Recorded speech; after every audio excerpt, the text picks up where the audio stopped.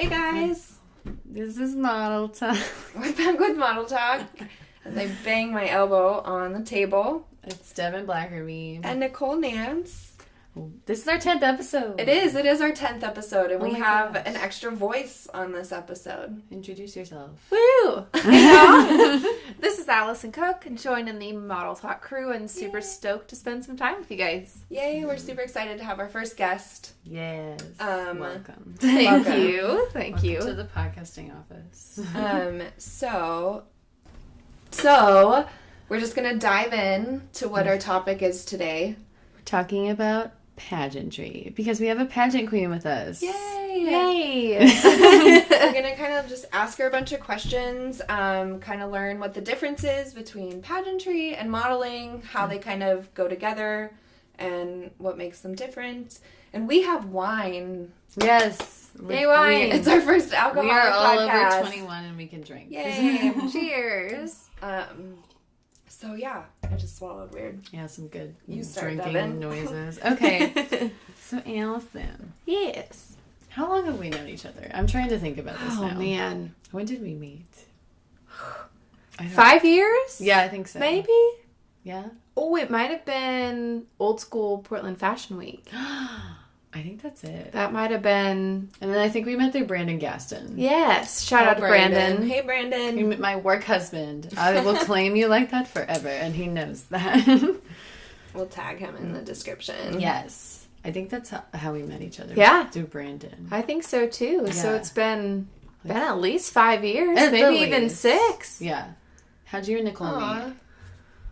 Was it through Toulon Lace? Maybe. Maybe Through Harriet. Maybe through Harriet. I don't know.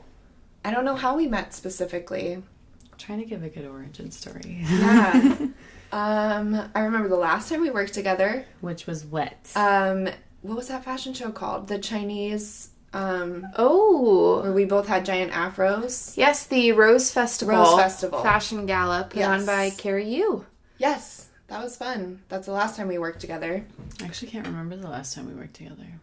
I think we've been a while, Devin. I know. It's Well, so now sad. this is working I together. know. But- Yeah, hey, I'll There's- take it now. Wait, wasn't it Clayton Beck for Portland Fashion Week? Did you? You walk for Clayton, yeah. I was with Vanessa But you were Frollin in that and- one. Yeah. Mhm. Okay, that's probably the last event we were at together. Ooh. Where we were both working. Whew.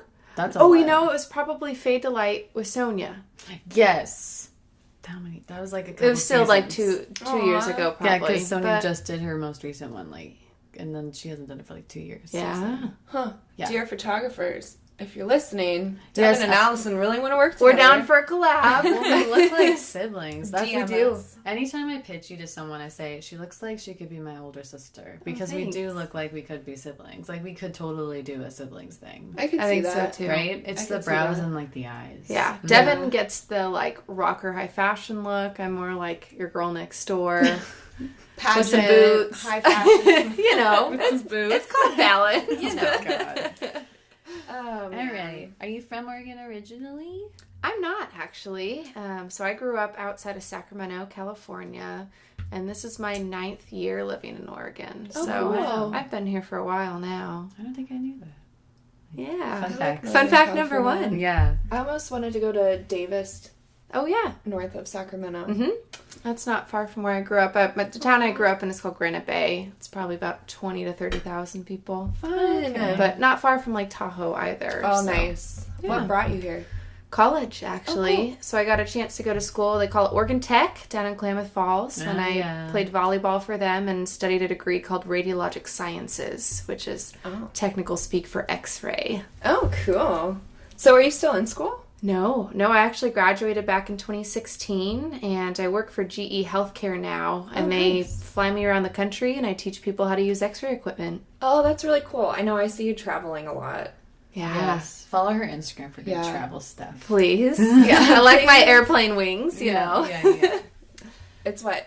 I looked it up. Your Instagram is at Allison Elizabeth. Allison E. Cook. Yeah. E. Cook. Allison E. Cook, and For it's in our The description. longest time I thought your last name was Elizabeth. A lot of people, too. I'm like, oh, Allison Elizabeth, yeah. That makes It's like, sense. yeah. Yeah.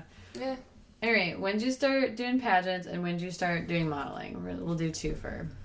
Oh, this is a good one. So I started doing pageants actually when I moved to Oregon. So it was about January 2012, and it was through the Miss America program because it was all about scholarships. So paying out of state tuition, I really wanted to figure out how to earn more money for school. Oh, nice. For modeling, I had wanted to model forever. I did classes with John Robert Powers. Oh my gosh. I did shoots with my mom in the front That's yard. a throwback, John Robert Powers. Right? You get scouted in the mall with bars on modeling. I still have my contract with John Robert Powers. See, there you go. Anyways, Oh I my came across it the God. other day. But I really do think that they prepped me well for pageant as well, learning lines and public speaking and monologues. But I really didn't get a chance to model until I entered pageantry because I started meeting the right people. So I'd say it started modeling more like 6 years ago, Okay. kind of right around that 2013 time frame. Yeah, it's all about networking and who you meet and stuff. Absolutely. I know that we have a lot of younger models that listen. And I see a lot of them that do pageants and are trying to use it maybe as a platform to get into modeling or just using modeling as an extension of pageantry. And it sounds like that's really doable.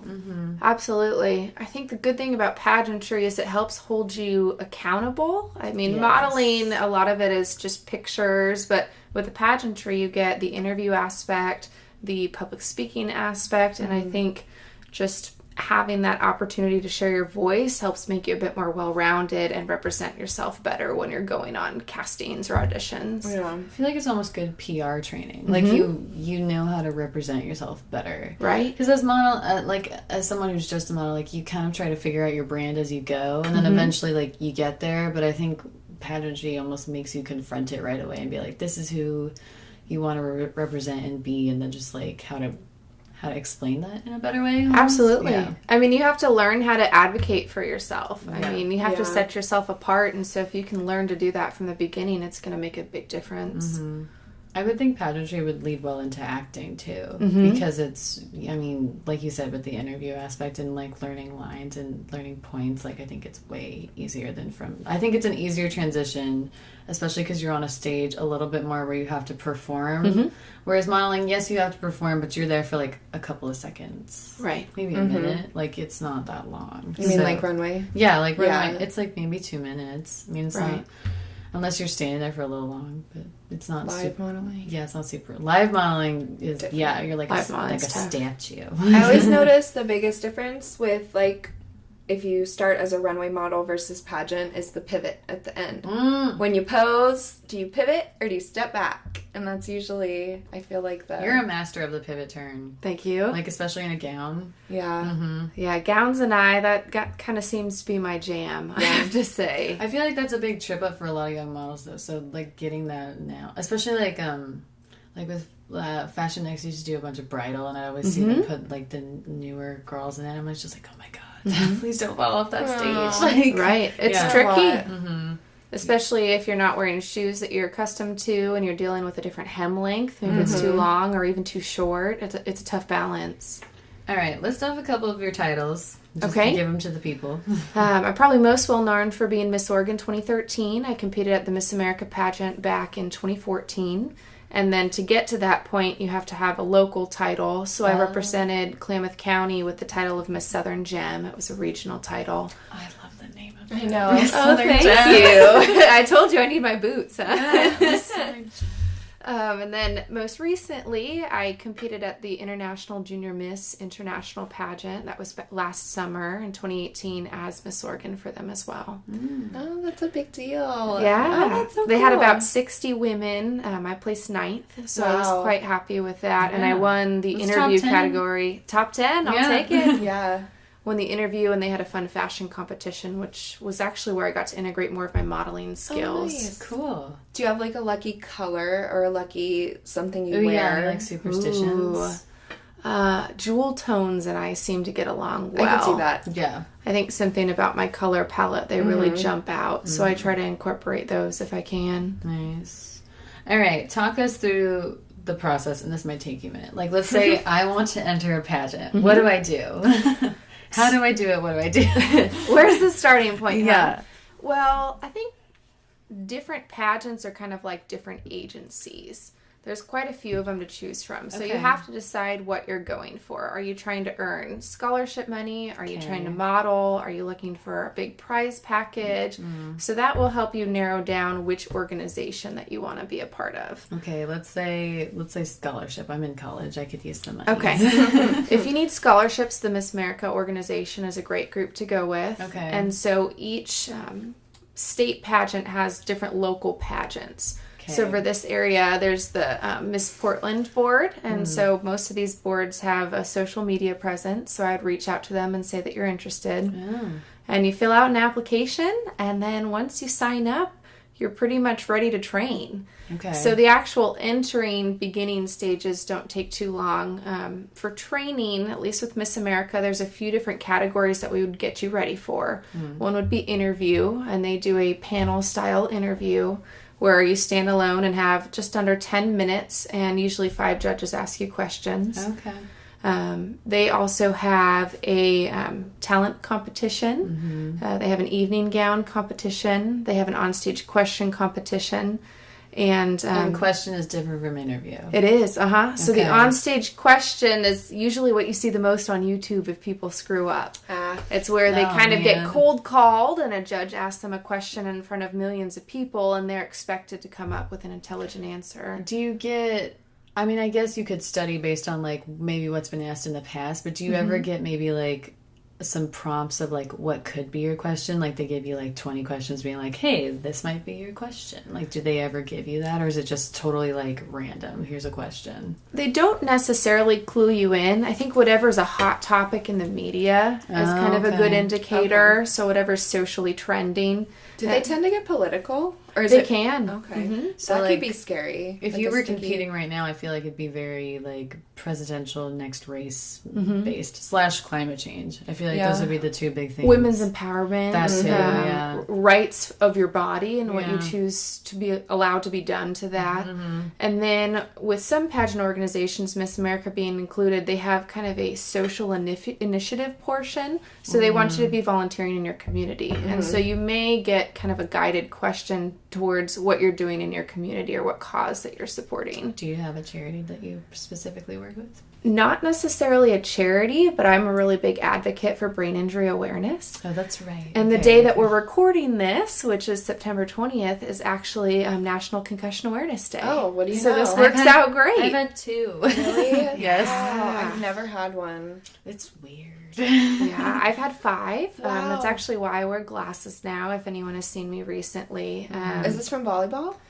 1 was from volleyball, 3 from basketball, and 1 from a car accident. Oh, no. But quick side note to brain injuries, we call them the invisible injury, and a lot of people have lasting symptoms that don't really get discussed. I mean, there's the initial injury, but people like me, there's a diagnosis called post-concussive syndrome. It's where those symptoms actually carry on much longer than people think.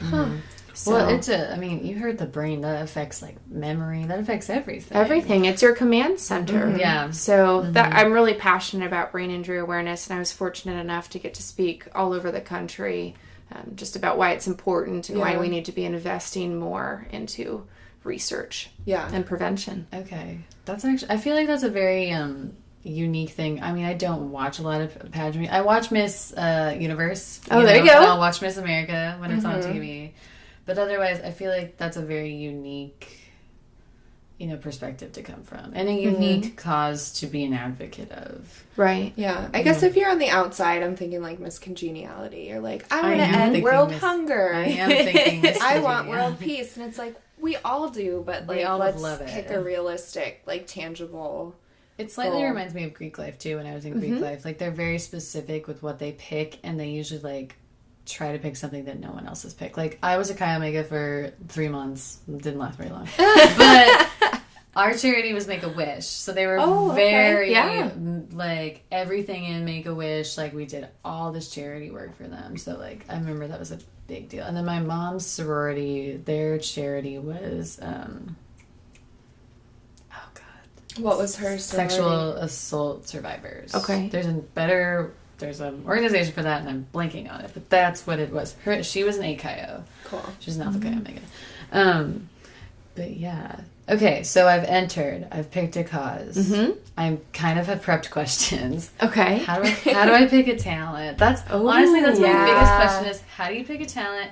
And then prepping for it, and then also, like, this is several questions. How much time do you have to do it? Because it seems like they're up there for, like, an hour sometimes. Yeah. And I feel like that'd be a lot of airtime to fill, you know? Right. Like, so, like, maybe what's your talent? Let's start with that. So my talent's playing the electric violin. When I competed, so cool. I played a popular modern song, "Let's Get It Started" by the Black Eyed Peas. I've also played "Good Feeling" by Flo Rida. Mm-hmm. But in terms of picking a talent, you don't have to do a traditional one like a musical instrument. I've seen people paint. Cool. I have seen people juggle rifles or juggle balls. I've seen ribbon dancers, comedic monologues. Ooh, it's a lot that would be about fun. Yeah, you guys would be good at that. That would be super fun. I could do ribbon dance. I mean, I was in guard. That's not what I If was you're in expecting you guard, to say. I was in guard. I could spin a rifle and I could spin a flag. Oh, cool. I'll throw that out there. I still have them, but like, What? I know, but it's been so long. Like, I think people need to So- comment if they want to see Devin Yeah. do some ribbon dancing and rifle twirling. You know, we need to get better at lives and YouTube videos. and you want me to do some spinning? Yeah. I do. Okay. I don't know what I could do. Okay, so let's say I picked ribbon dancing. Okay. How much time do I have when I am on stage? And also, what am I being judged on too? So you only have 90 seconds. Oh my god, Really? that's so short. And so what's tough is you have to figure out how to showcase all of your best tricks within that timeline. So a lot of people choreograph to music just to make sure that they get everything that they want kind of pushed in. That makes sense. They're judging you on your entertainment factor. They're judging you on the actual skill level. But at the end of the day, they just want a young woman who is confident and who's able to show themselves having fun and really enjoying their moment, whatever that may be. 90 seconds. So, like, what's your favorite song to do, I guess, to perform? I really loved the Black Eyed Peas when I performed on that one. Being an athlete my entire life, almost every professional sports game you listen to, it's one of the pump-up songs. That's true. And it was actually a song that my dad helped me pick out, and so that was really special to me. Oh, that's cute. Yeah. I like that. But I have to say, not every pageant has a talent competition. Yes, you've told me this before when we just hang out, that sometimes you can just enter talent, right? Or sometimes you can only do a talent portion. Yeah, so like Miss America, one of their claims to fame is having a talent portion. The Miss USA system, which actually feeds into Miss Universe, has a swimsuit competition, which no longer the Miss America organization has. It seems like a little outdated. What are what's your your take views? on that? Yeah. You know, it's tough. I'm a woman who works in corporate, and so my bosses have asked me, how do you feel about knowing that pictures of you in swimsuits are all over the internet? But at the end of the day, I want a woman who is empowered enough to be a boss in the office and a boss in her own life. You know, I don't care if she's wearing a swimsuit or not. To me, it's less about the, like, oh, she's wearing a bikini or whatever. I think sometimes it can get inclusive of people who maybe choose to dress more modestly. Like, let's say maybe there was a woman I don't know if there has been a woman who's worn a hijab. Halima got her start in the Miss USA system. Because I feel like that'd be amazing to see a woman who came out there and maybe something much more modest, but still like beautiful and still like representing swimwear in a way. Yes. But I think at least what's shown on TV to the public, which is rarely, it's like Miss America and then Miss Universe. So like the only two things that are ever really broadcast, you would rarely see that, you know? Right. I believe she got her start in the Miss Minnesota program. And that's she has cool. really just Oh, wow. exploded. That's awesome. But when we talk about like swimwear, there really are no rules on how much skin that you're allowed to show or that you have to they show. would be on top of it. So you could wear a burkini, you could wear a one piece, you could wear a sarong, you can wear a bikini. Really, the only rules that I've seen is how much of your body you're allowed to expose in terms of your breasts or your behind. They do want to keep a level of modesty there just because it's in front of a generalized audience. What do you prefer to wear if you've done a swimsuit? I prefer to wear a bikini. Okay. I think part of me as an athlete is I've worked really hard to have the figure that I do when I go on stage. And that's kind of my way of celebrating that I accomplished something. Yeah. But at the same time, I'm not up in a bikini and heels because I want attention. The attention for the sake of being, And if people assume that, I think they don't understand what it's about. Yeah. I hope not. It's not to be objectified. No, I mean, for me, it's really a victory, and it's publicly displaying my commitment to a healthy lifestyle and hopefully empowering others to have the confidence. I mean, at Miss America, we were on stage in bikini and heels in front of 14,000 people with a viewership of 8 million. I mean, to have that type of confidence and to be judged by all of those people, you're really putting yourself out there, and it's vulnerable. Yes. So for me, it's an opportunity to kind of celebrate that moment and really have fun with how much I've worked hard to get myself there. That's like a good sideline for Model Misconception Corner. Yes. With the whole, like, you know, the whole shaming of models that even do, like, the lingerie or the nude, and, like, oh, you're just nude for the sake of being nude, or you just do bathing suits because you think, like, you're hot shit. But you work really hard to look, you know, to be healthy and have that physique, and you should be able to show it off without people really having an opinion on it one way or another. Well, I think for a lot of people, it's a confidence thing. It's like, oh, I feel very confident doing this and beautiful, and I like want to kind of, I want to show it off. It's not necessarily me being like, oh, look at me. It's just like, I want to show myself off for me. It's not necessarily for other people. It's more for you. Well, and I would even say it's not to sexualize it. No. Right? And I think that's another part of these misconceptions is just because I choose to put myself out there doesn't mean I want sexual attention or energy surrounding it. Yeah. The perfect example. Fatal Light just happened, and there was bikini wear in it. She did bikini and athletic wear, this one designer. And it's like, yeah, some of those girls were, there were a couple that were 15 or 16. It's like, but they're not standing up there to be, like, sexy. They're, like, wearing a piece on a runway because they were asked to wear it, you know? 16-year-olds wear bathing suits. Completely different. Yeah, it's like, what if she was just at the pool? Yeah. Just hanging out, you know? Right. Yeah, it's like you're not standing there for the attention. You're standing there to represent a brand or a company or a person. Or with you, you're representing yourself. You're representing your brand, you know? Yeah, and a commitment to fitness and a healthy lifestyle, which I think is so important in this day and age. I mean, Michelle Obama's whole campaign was on obesity. Like, that was her big cause as First Lady. It's a huge problem in our country, you know? It's something that should be addressed more. Right. And I do think that there's a healthy way to attain that. I know that you guys are talking about how to, as models, be healthy as well, but that applies to the pageant world. I mean, and just in life. Yes. I mean, absolutely. Yeah. Do you feel like with the, like, swimsuit competitions, I mean, I feel like from an outsider's perspective, there was a time when it was to, like, sexualize them. Or is that just, like, an outside perspective because of media and movies that create this image of what pageants are like? Like going off that, like in Miss Congeniality, they show, like, leading up to, like, the actual Miss USA pageant, like them traveling and doing, like, I don't want to say mini pageants, but, like, the lead up pageants, and they showed the swimsuit competition at one point, and they invited, like, all these servicemen, and it was like, oh, look at these girls in, like, swimsuits. It's almost like that's, like, kind of what's portrayed to us.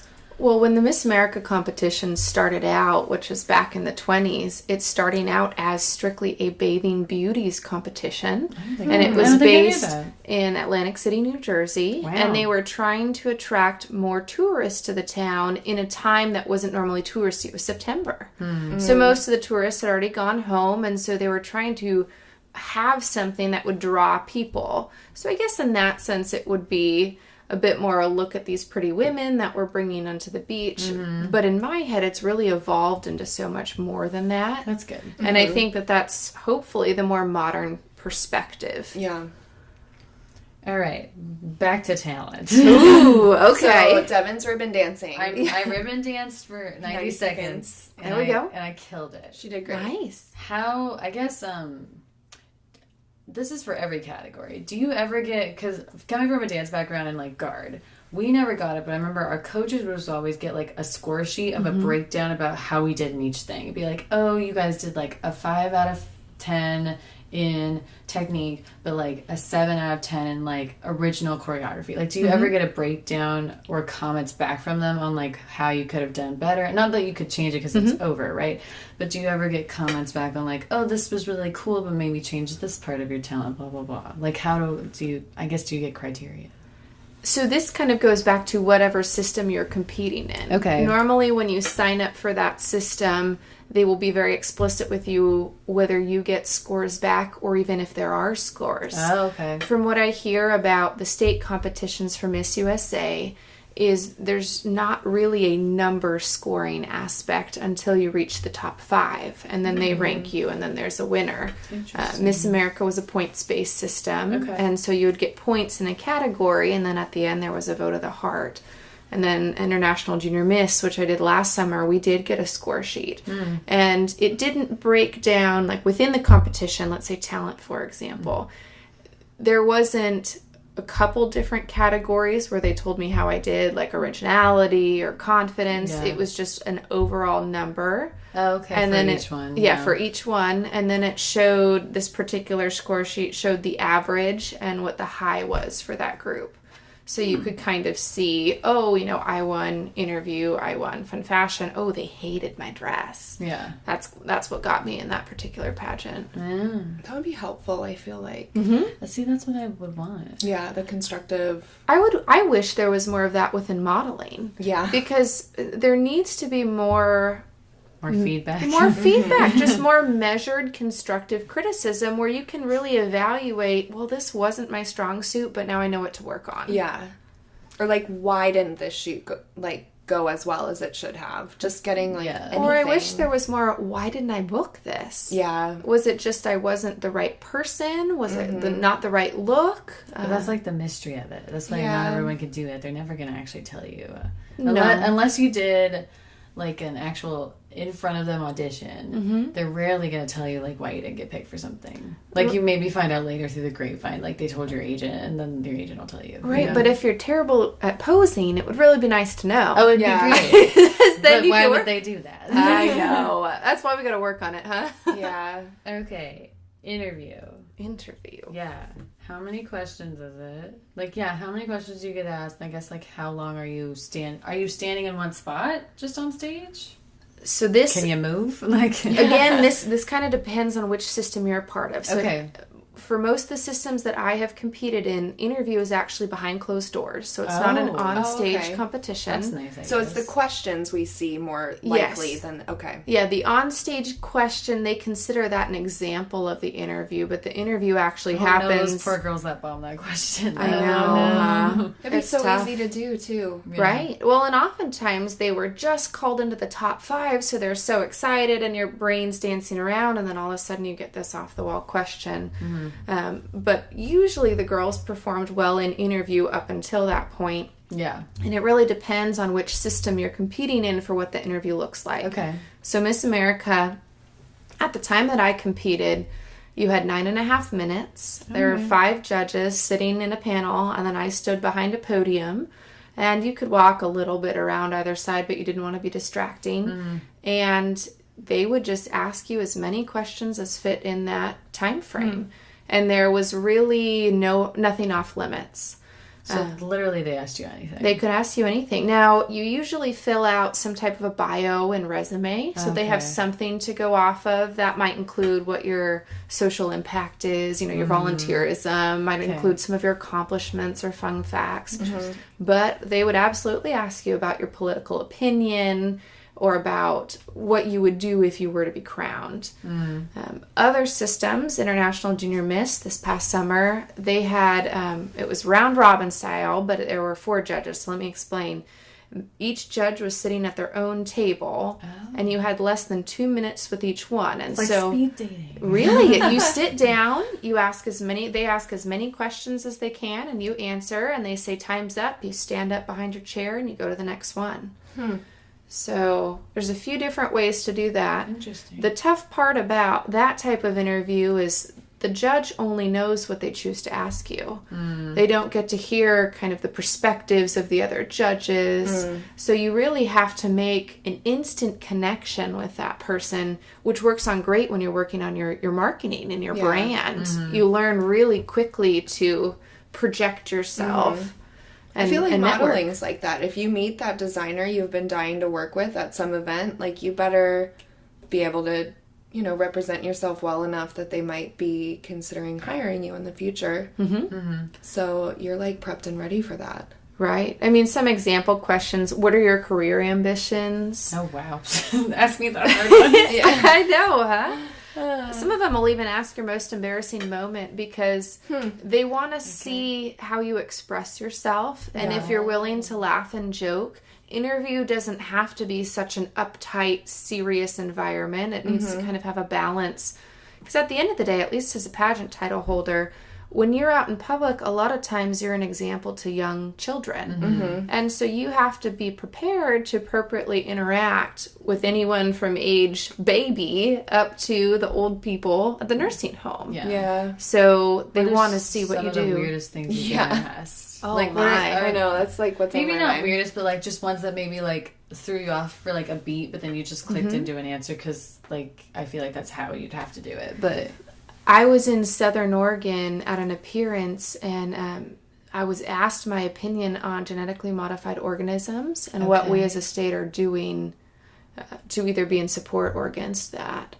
And in that particular instance, I really wasn't very familiar with GMOs. And so that's what I told this particular person. It's like, look, I can see you're really passionate about it. I'd love to hear your opinion because I really don't know that much. And they were surprised that I admitted that. And so that, I guess, was a great takeaway for me is if you don't know something, don't pretend like you do, especially if it's somebody's, life being. You could tell they were very passionate about this issue. There was no reason for me to make up a lie or pretend like I knew it all when you just say, I'm sorry. And I learned a lot through that instance.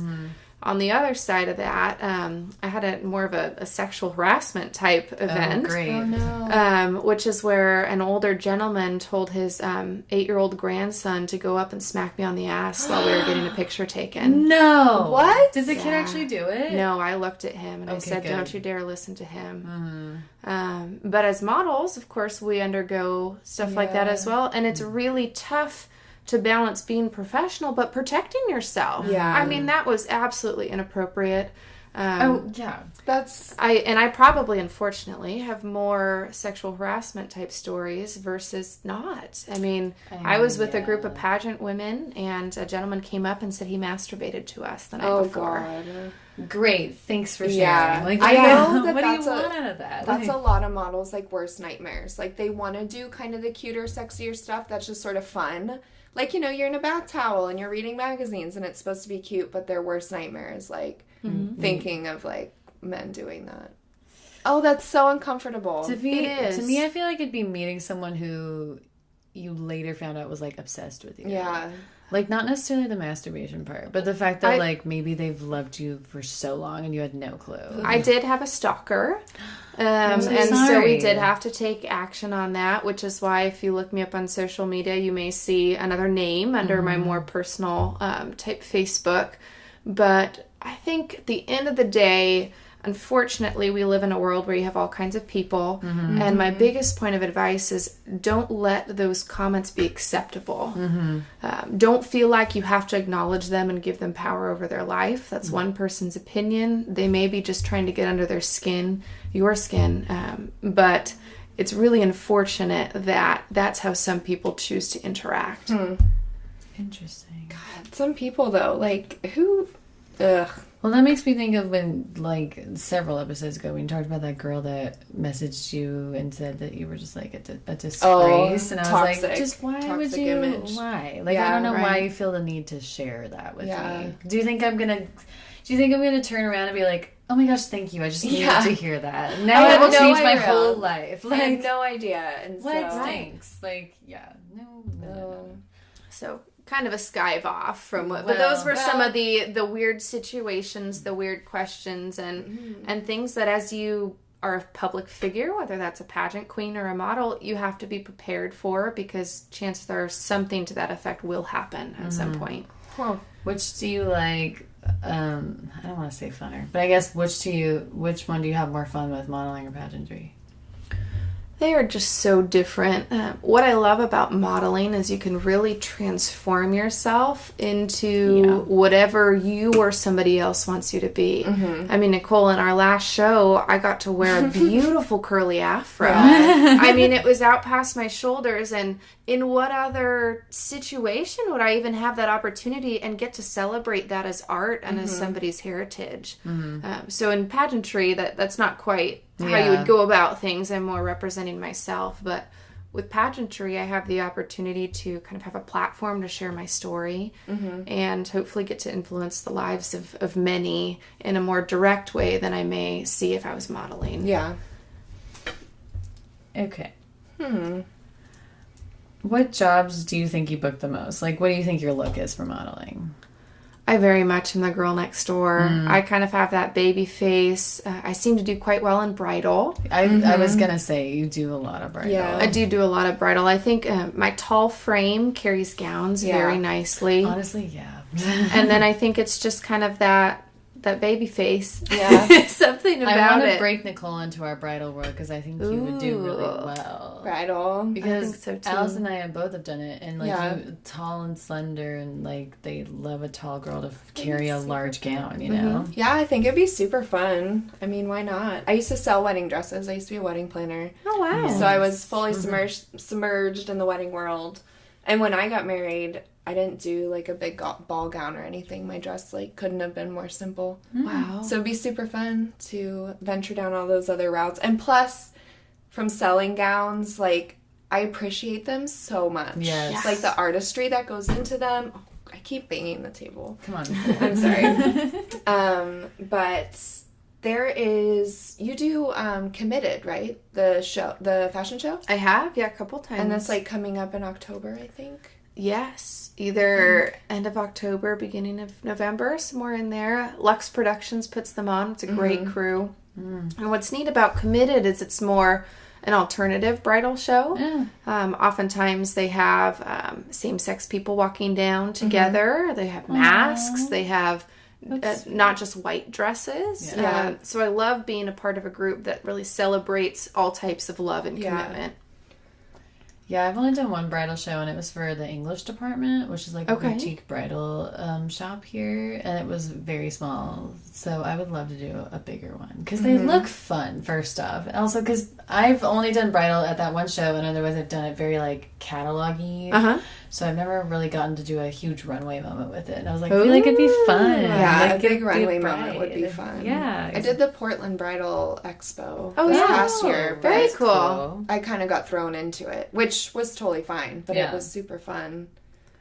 Also, we should mention Allison is taller than me because she's 6'1". Yeah. I want to say that's one of the reasons why we got along from the beginning. I think it it's is. like, oh my gosh, you're tall. Yeah, so you're a tall model. How do you feel about that? Because we're both at like the peak of like for women, basically. We're at the tops. Which is so crazy. It is. I mean, I would, prior to kind of studying modeling a bit more, I had no clue that they had a peak for women because they don't for men. They don't. They don't? No. Really? I think like 6'5" maybe, if you hit it, which most male models are between 6 and 6'4", I would say. Yeah. But for women, what I've noticed is they have a tough time pairing me with a man that looks photographically normal. Yes. In instances like runway, being tall has been wonderful. It's great. But at the same time, I'm not a size 0'2". That wouldn't be healthy for someone who's 6'1". I'm more of a size 4'6". So it took a while for me to really embrace my measurements and embrace the size that I am. And I've always loved being tall, but recognizing that's just not the right fit for everybody, and that's okay.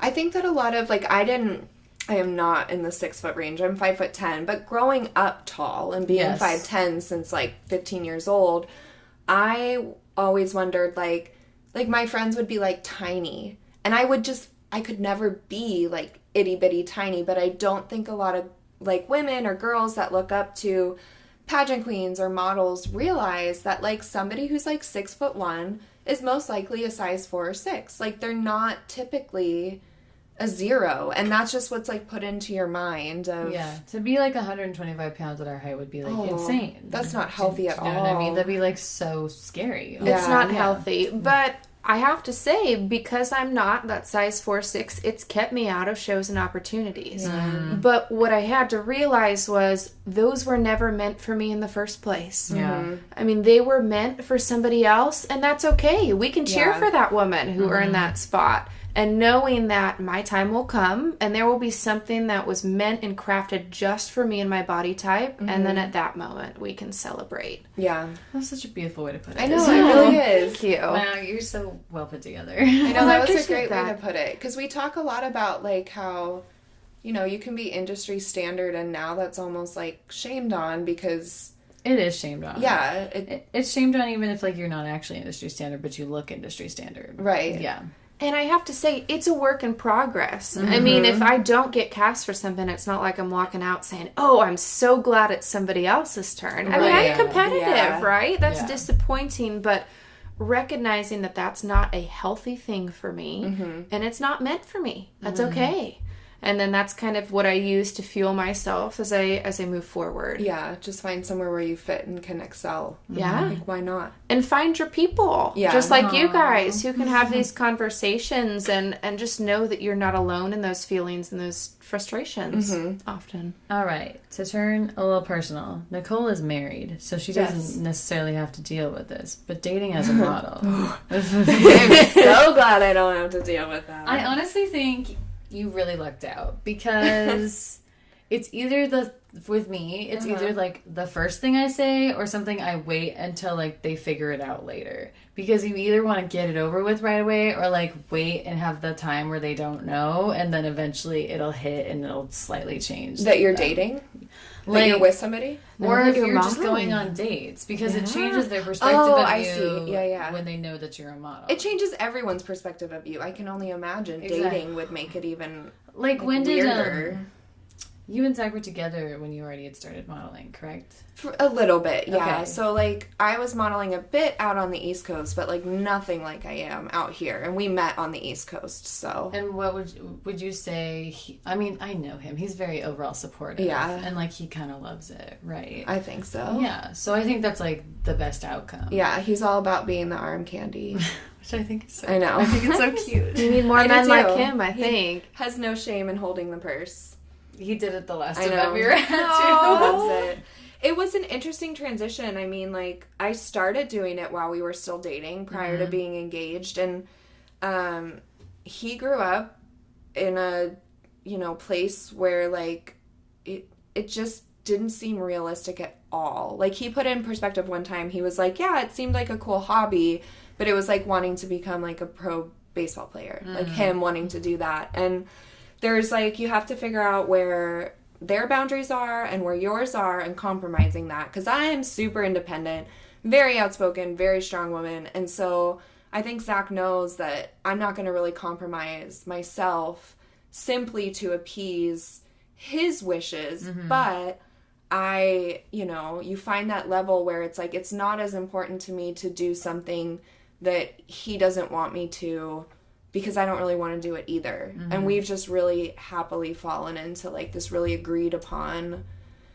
situation where kind of the stuff that I'm not interested in is the stuff that he wouldn't necessarily love if I did. And so for us, it just works really well.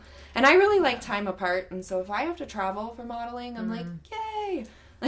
Well, also I think that's like the best outcome, to have like a spouse that's like, not that he doesn't trust you, but that fully trusts you and knows that you are going to make decisions for yourself where you're still going to be safe in the field, you know, and he'll fully support you with whatever you do. Yeah. Whereas you meet people that aren't necessarily like that. So. Right, but I think, I mean, you've hit the nail on the head in the sense that you establish that communication. I mean, Devin, I've been in the same point where it's like, well, at what point do I bring this up because I don't want them to judge me, and I'm not a model because I'm conceited. It's it's something that I love to do. I get to express myself and support other people. But Nicole, when you communicate your intentions and when you set those boundaries with someone else, I would hope that builds trust just right there. And hopefully will allow people to grow together over it. Yeah. Which I think the conceited thing is like the first barrier. Like I that didn't necessarily happen with Sam, but I definitely had to break down some slight walls of like why I do it and some of maybe the stereotypes and like industry standard of like, do all models date each other? And it's like, no. And having to work on that scenario and being like, yes, I do work around very attractive people, but it doesn't mean that I would like ever act on it. And a lot of them are like my friends, so and it doesn't necessarily mean you're attracted to them. No, right? I can just acknowledge cool that they're an attractive person. Yeah. It doesn't necessarily mean I'm gonna be like, oh, I should go date them. I should be like, no, they're like nice, I'll hang out with them, you know. But I think that's especially like, I think you and Zach have built like a nice level of trust with that, whereas like you can work around other people and he's not necessarily concerned, whereas with, especially when you're first dating someone, I think, especially if you're dating a guy, I think that's their first concern is like, oh my god, can you be around all these other really attractive people? And like, which in my opinion is kind of shows a weakness spot in them. It is. It's definitely a self-confidence thing, but it's understandable because like most people, like we've talked about before, don't necessarily know what goes on in our field. So that's like this little mystery of like, oh my god, all these beautiful people are in one place, and how do they not just like go all over each other, you know? So there's that. Well, and I don't know if you ladies have found this as well, but because my social media is my highlight reel, has a lot of pictures of modeling. Yes. People who don't know me as well think that that's all I do. Oh, yeah. And I find that that's an interesting conversation when you're just starting to date somebody, because they see you online and they see all these amazing pictures and they're like, oh, so all you do is model, and tell me about this, you know, famous and glorious world that you live in, and think it's all sparkles and sunshines and rainbows. And it's like, actually, this is how I'm expressing myself, but really I'm doing all this on the side. Yeah. So we all have day jobs. Right? Yeah. Right. The goal is not to, but the goal until you get there, you hustle to get there. And then on top of your day job is the model maintenance job. Yeah. That's what I'm going to call it now. Or just being a normal person job. Like, I'm not a model 24/7. Like, I'm just, sometimes I just want to sit in my house and, like, watch some TV. Yeah. Like, I don't necessarily have to be, like, on all the time. Right. Which I think is another thing. They think that you need to be on all the time. I could imagine that even with pageantry being worse. Yes. Absolutely. Especially if you're a title holder on a state or national level, you have sponsors that are supporting you and are expecting a certain version of you to show up at their events. And I mean, some of those events last 8-10 hours. Some of them people forget to feed you. They forget to show you where the restroom is. Similar to modeling, there aren't a lot of those basic necessities established when you're showing up for these events. Yeah. When you say event, like, what kind of, give an example. Like, what is an event that you would do for a sponsor? With the Miss Oregon program, we had car shows were one of our most popular events. And so you'd go and spend time at the car show. Speaking at schools is very popular, elementary to college, going to nursing homes, and then even fundraisers for different nonprofits, selling raffle tickets. Public speaking, I think, is more what I'm drawn to, one of my favorites. And we do have the fun modeling and grand opening parties, but really where I felt like most of my work came from was just meeting people in the communities, whether it be at schools or, you know, even at a grocery store celebrating a certain product launch. That's cool. So I'm still curious about this dating. Yes. What do you want to know? I know. You're I'm married. I just like got lucky. Ask and away. So like worst experience. I mean, when fessing up to the fact that you model and you are just all about yourself. Just kidding. Worst experience. Like, do you know what I mean? I think it might even be the first time that they realize that you're not that shiny little doll with a bow on your head. I mean, whether that be you choose not to wear makeup and you guys are hanging out on the couch, or that day where they see you exhausted after a shoot. You've just spent 4 or 5 hours and literally all you want to do is come home and lay on the couch in silence for a moment or two. For me, I think it's when they saw those moments where it was like, oh, this isn't all that it was cracked up to be. I think the illusion shatters. My test now is always to bring them to an event and let them see that version, and then we go home because it's two different people. Like Sam just came to Fade to Light. Yeah. And he didn't get to see me after, obviously, because I like went back to my house. But he got to saw like what that persona is on stage, and I think he appreciates it so much more now. And same with my first boyfriend. Like our first date was technically Fashion Next. Like he showed up and watched me, and then we hung out for like an hour after. Funny. But I think it's seeing that break of like, yes, I'm on stage and I'm doing this, and yes, I came out and hung out with you in pretty clothes, but like I can just talk to you like a normal human being. Like I'm not on all the time. Sure, people are gonna come up to me and like say stuff, you know, talk to you and be like, oh, your walk was great or whatever, but it's like you're still having a conversation with. I think it's the, like you said, like when you break into like, I'm just kind of normal besides like doing this really cool stuff, like I just want to be on the couch too, like, or even how they handle you being in the spotlight. yes, Do they shrivel into the corner? Do they just kind of take it as it is? My favorite types of people take it as it is, as it is, and they can crack a smile. And I understand most people that I date, they'd probably rather not be at a fashion show. I get that it's not their first place, but to me, I want somebody who's going to support me in everything that I do.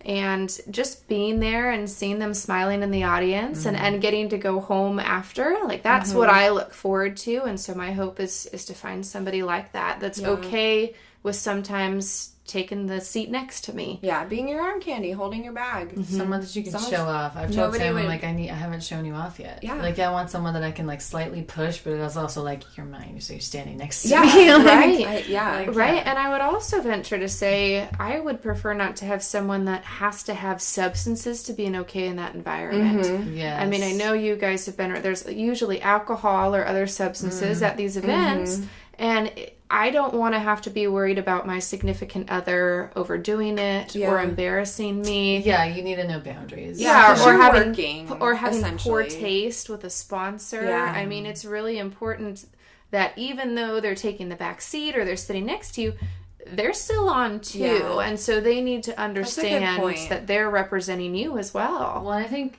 like, at PSFA, I think Zach fully gets that. I'm not saying that you like ever had to prep him, but I feel like with anyone that I brought to events, I've always had to slightly prep before and be like, look, I'm gonna be on, I'm gonna be a slightly different person, and you're also an extension of me, so I need you to be like a little on too. Like, you don't need to be like the same level as me, because obviously like you're not established and whatever, but still, like, you're representing me. Yeah. So you say something weird, it hits back at me. And I know that's, like, a really terrible thing to say, and, like, this world should not be like that, but that's, like, kind of how it is in our field. Like, it applies in all fields. I mean, I hate being around my husband's work colleagues. I don't fit in. I have nothing to talk to them about, and I get real immature real quick because I just, like, can only take so much of it. So I give Zach huge props. I mean, the best part about it is, like, I can walk away from him because you get pulled in a million different directions. Yes. And I don't have to worry that he's standing there like, oh my God, what am I going to do with myself?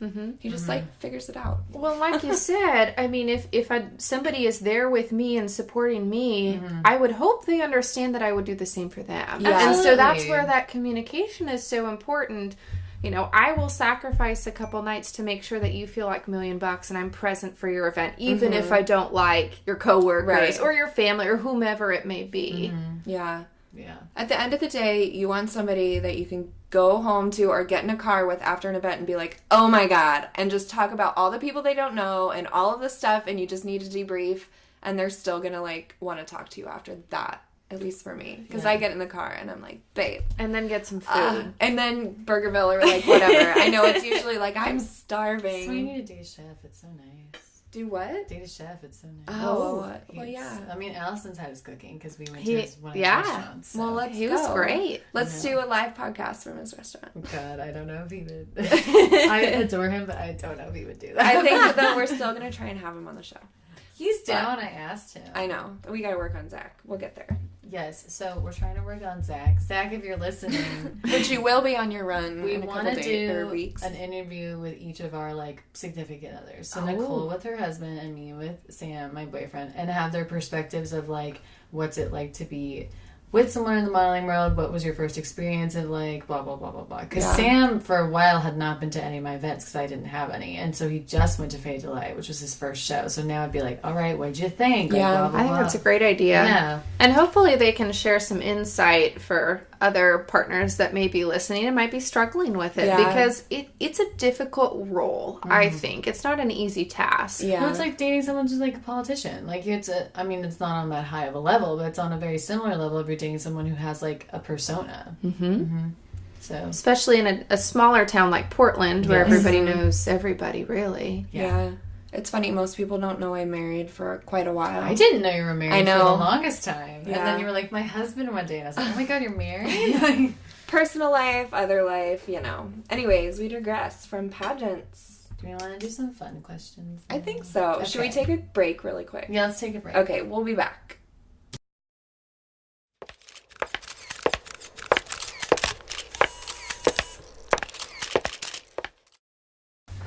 We're back. Woo! Fresh glasses of wine. Yes. And Nacho is here. Nacho, if you could talk into the mic, that'd be so cool. I know. I don't think he would. He could knock stuff over. That's good. Yeah, we let him in during the break so he wasn't scratching at the door. Notch. All right, fun questions. I wrote one, but I have several. Oh, so, I know. I feel like we have some good ones. First one. Do you have any ghost experiences? Halloween's coming up. / do you believe in ghosts? I believe in ghosts and spirits. Okay, good. For sure. Have you had an experience with any of them? I don't have any memorable experiences with ghosts, but I do believe I have a guardian spirit. Okay. Do they have a name? Yeah, her name's Tiffany. Okay. And she actually was killed in a head-on car accident. Oh, no. And the significance of that was my directors for Miss Oregon, it was their daughter.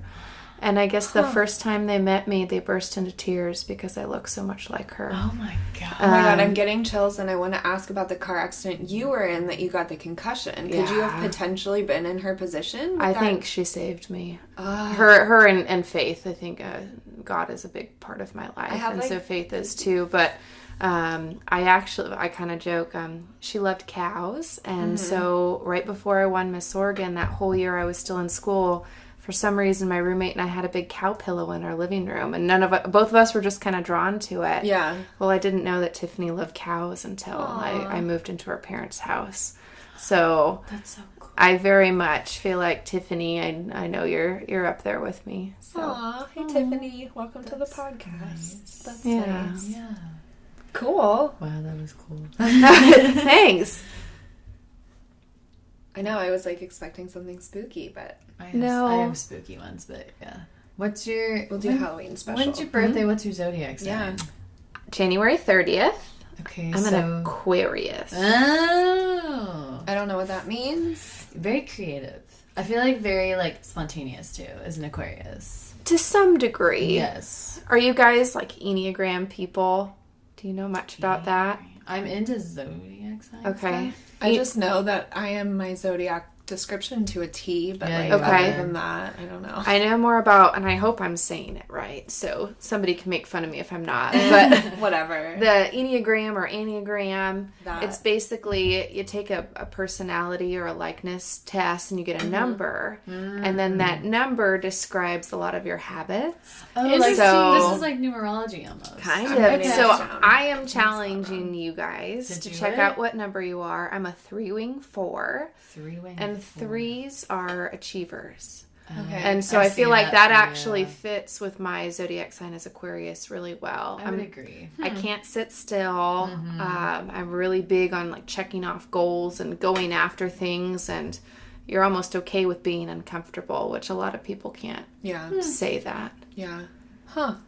That's really interesting. Now I want to have do a lot of Aquariuses around me too. It's a lot of like Aquariuses, Geminis, and a lot of Aries. I feel like are always around me on a constant. Because one of my best friends is an Aquarius. There we go. And the other one's a Cancer. But but Cancer and Scorpio get along really well. So, right. Yeah. How does that all even work? Is that why, like, some people just maybe don't like you and you don't know why, but it's just a sign thing? It can be. To me, I don't take it straight up as, like, the truth. I take it more as, like, a good info on most likely what their personality is. Like, I wouldn't look at you and be like, oh, she's only an Aries. I'd look at you and be like, yeah, this is probably what her personality is like, and then once I get to know you, that's when I'll, make a judgment call. Sure. But to me, it's a good intro to, like, most likely what they... Like, Sam had no idea, but he's, like, such a Capricorn. Like, he's so work-driven and work-motivated and very analytical and very, like, doesn't share a lot with feelings, is very internal, and that's him to, like, a T. Like, and he doesn't realize that. See, Zach does not fit Gemini, and my mom and my older brother are also... They all have the same birthday, and they're all Gemini, and none of them fit Gemini.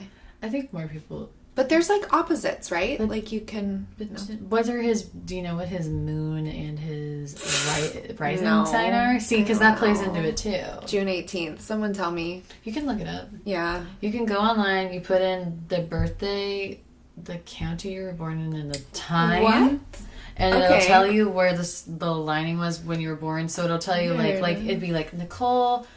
Aries is like your main sign, and then it'll say, I think it's ascending sign Leo, and then it'll say moon sign Capricorn, and that'll tell you, and then I'll give you more of a breakdown. Like mine is both of my parents actually. My ascending sign, which is the sign that they say if someone were to meet you at a party, is the first one they meet. My ascending is Leo, and my moon sign is Aries, which those are both my parents. So, yeah. Oh, that's cute. Yeah. So. Huh. When I first moved out here, I didn't get a job because I was an Aries. And I'd never experienced that in my life, being asked that in a job interview.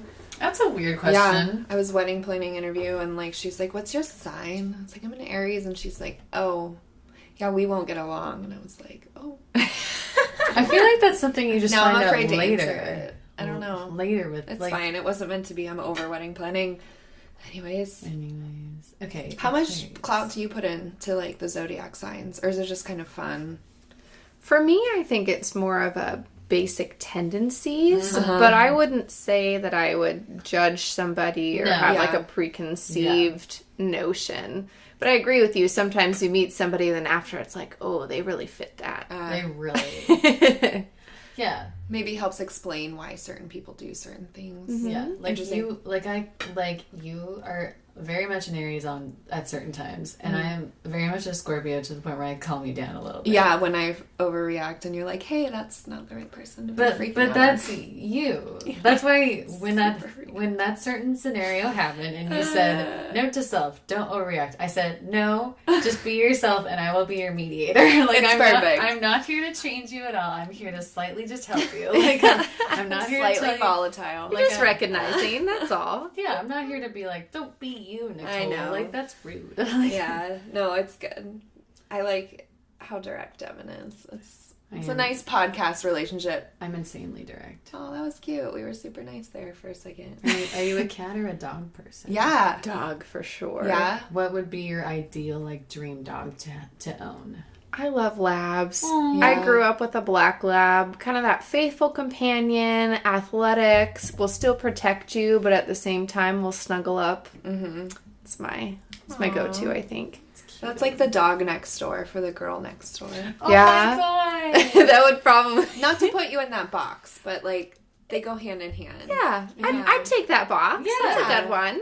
Totally. You could do those, Nicole and I have talked about it a little, but sometimes our agency will send out things that'll be like, we want photos of you and your pet, because they want to do an ad with a person and their pet. Like, you guys could totally do it. That'd be perfect. That'd be so cute. Do you have a dog?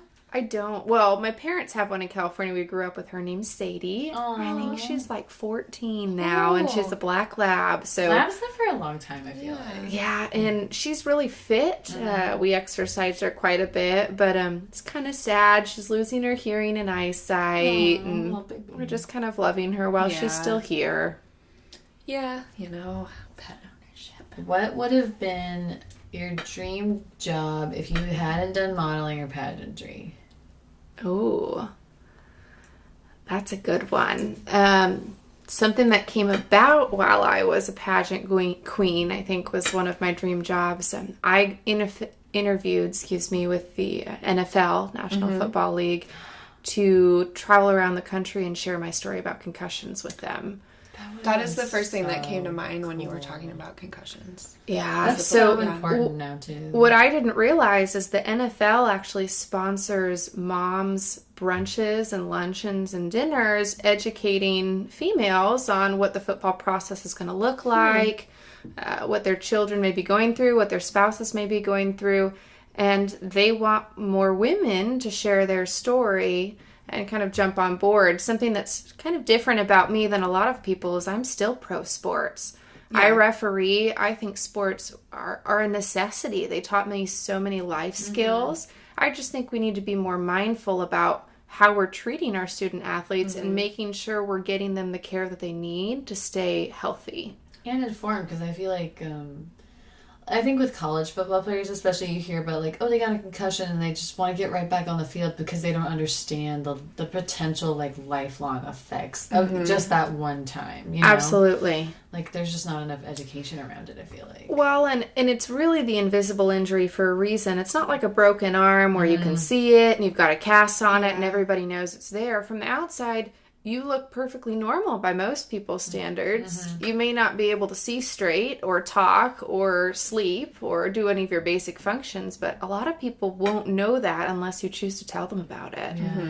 So it really is about educating people to take care of themselves and give your brain the rest that it needs to really heal and bring you back to hopefully normal function. Yeah. I would imagine, though, maintaining exercise is important in getting your brain to heal. To some degree, yes. You have to be careful because a lot of the symptoms from a brain injury occurred based on the level of brain swelling that you have. Okay. And so you have to be very mindful about what type of exercise that you incorporate so that you're not aggravating that or kind of extenuating a lot of those symptoms. So here's my plug for medicine. I would definitely consult with your physician before adding an exercise plan to your healing process. I've never had one, so it's all very interesting. It's the weirdest thing. Yeah. I've never been able to feel my brain not working until I had my second one. And I was like, I cannot even do basic math right now. Like, I'm not okay. I think the most frustrating and I remember the person that I used to be before the concussions, and I'm not going to be that person again. And it's very difficult to articulate to people, especially people who meet you after, because you guys, you wouldn't know me pre-brain injury. Most people at this point wouldn't know me, but in my head, I still feel like I'm not myself. I'm not who I used to be. What could have happened? Yeah.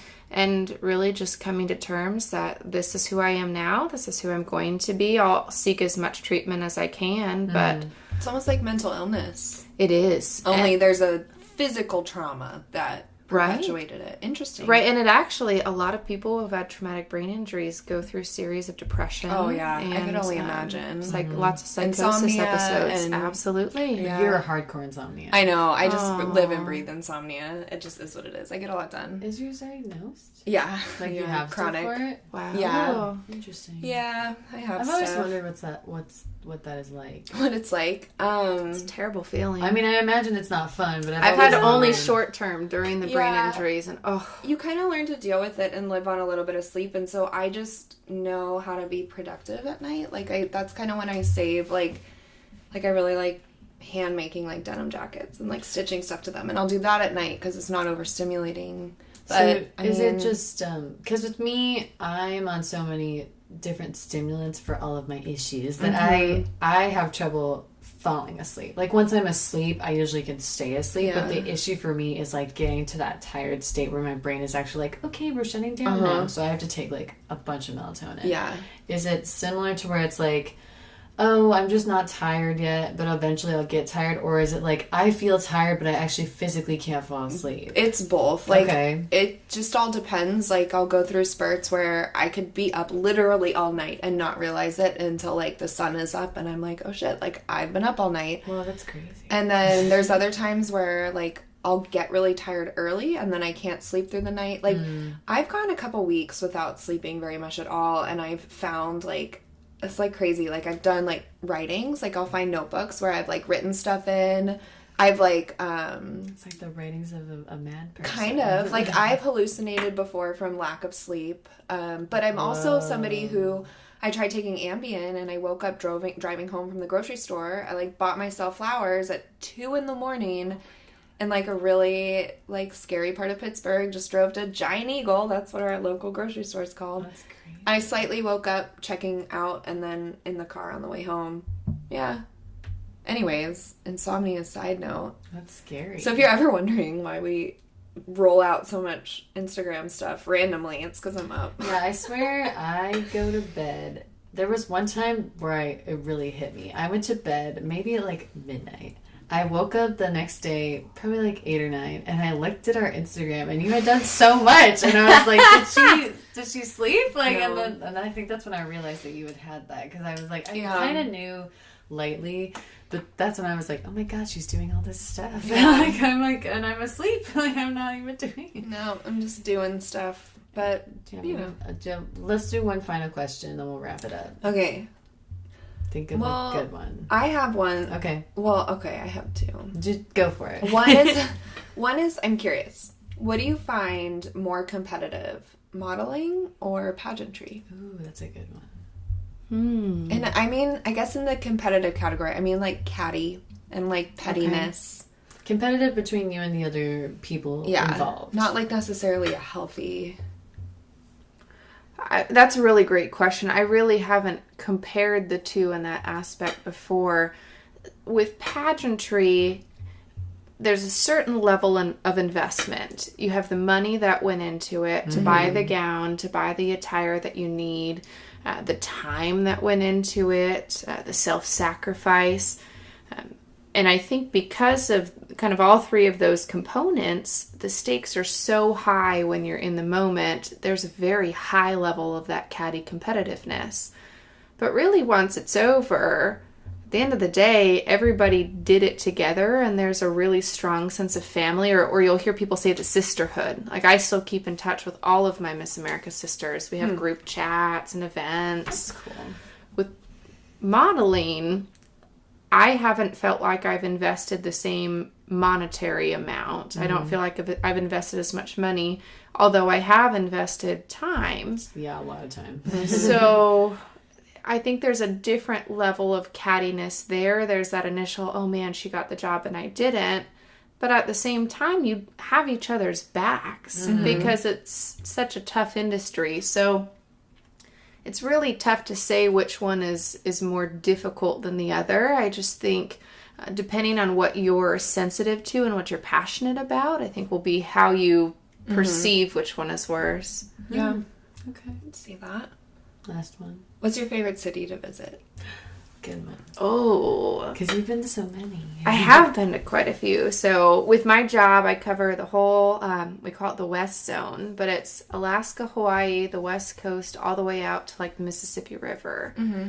And I think so far, my favorite town to visit has been Chicago. I love Chicago. I have two brothers there. Oh, it's beautiful. Now, I haven't gone in the winter, so I can't say I've experienced that, but there's there's the big park, there's the bean, or the combination of like old and new is really cool there. Yes, and there are so many intellectuals there, and just something about having a very intelligent community is really stimulating to me.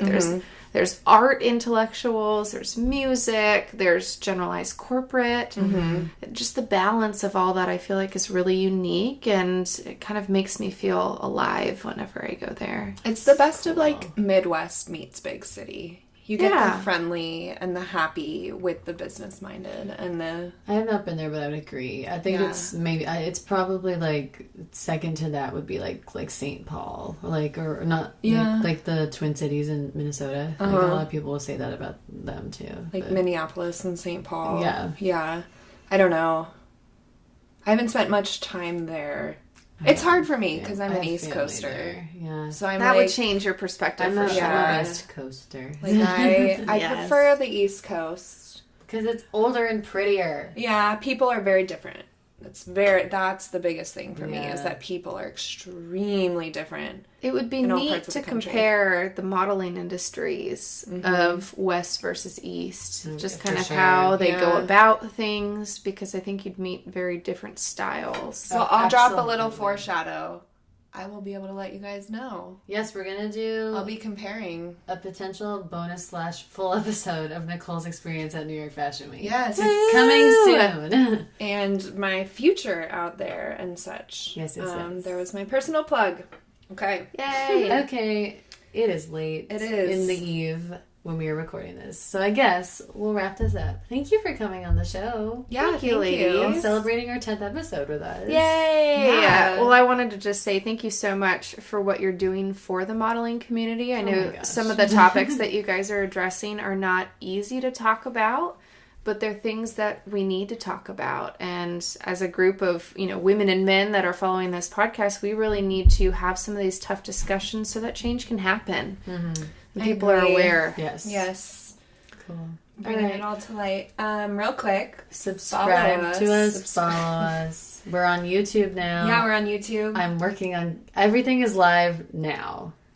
Officially. Good job. I got all the episodes up. It took me a Haven't minute. even logged in yet. Yeah, it's she's there. We're at Model Pod Talk. At Model Podcast, PDX on Instagram. Model Talk Podcast. Thank you. And on Facebook. So subscribe, share, rate, review, all of that. Make sure to check out Allison on her journeys in what she has coming up in the pageant world. Yes. Do you want to give a light plug on something that's yeah, coming up? sneak preview, January-ish. I may be competing again. Great. Woohoo! And I'm so looking forward to it. And if anybody out there has questions, feel free to reach me. Instagram, Twitter, Allison E. Cook. I've got a website, AllisonECook.com. And I've also got a Facebook page with the hashtag Book Allison Cook. Oh, We'll put all the links in the bio too. Yeah. Oh, awesome. Yeah. It'd be cool too. We could always do bonus follow-up episodes if you guys come up with more questions that we didn't cover or topics. I know there's a lot of models out there really interested in pageants too, and vice versa. Yeah. I see the two worlds colliding a lot. Feel free to reach out. It's been a fun ride, that's for sure. Yay! Cool. Oh, I'm so excited you were here. Yeah. Well, stay tuned for lots of pictures on our stuff. And if they're not there already. Oh yeah, we'll work on it. All right, bye guys. Bye. Have a great day.